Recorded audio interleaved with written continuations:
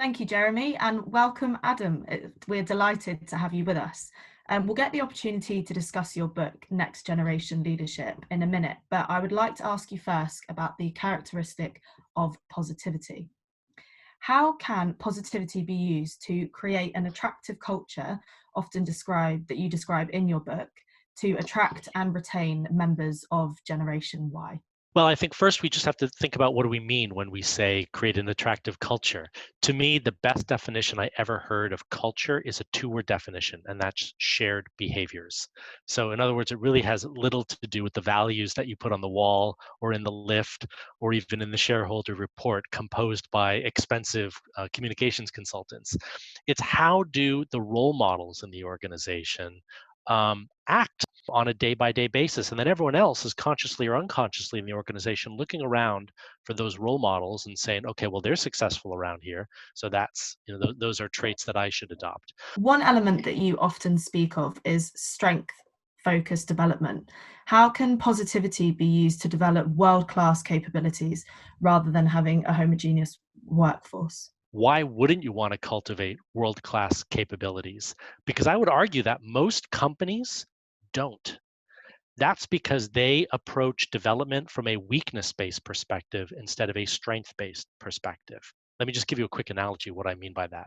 So, I have only attempted to ski once. I was like 10 years old and I was terrible.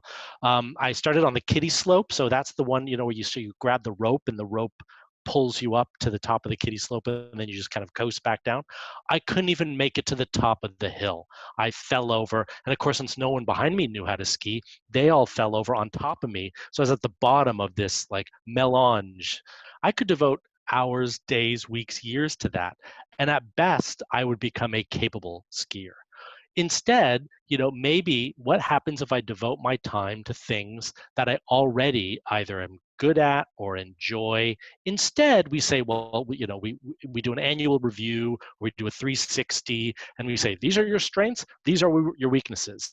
If it's a 60-minute conversation, we spend like 2 minutes on strengths and 58 minutes on how we're going to fix these weaknesses. Instead, what if we take these things and say, you are brilliant at these? Let's create a 5-year plan or a 2-year plan. So by the end of this, you will be, one of the 10 best people in the world at those things. I would rather have employees in my company who I can say for each person is world class at something. That is something that's attractive to people. Imagine if I just spent all this time to get people up from a level of poor or below average to average. What do I tell my customers? Well, we've been working very hard to make sure that all of our people are no less than average. Why is positivity a important characteristic for both Gen Yers and then their employers who are likely to be either Gen Xers or Boomers? Right. So, well, first of all, I would say it surely is folly to assume that Gen X's and baby boomers wouldn't want to have a workforce which is positive, which is engaged, that helps people identify the best part of themselves and encourage that to come to the forefront at work. They just haven't experienced it as much, whereas Gen Y's more expect it.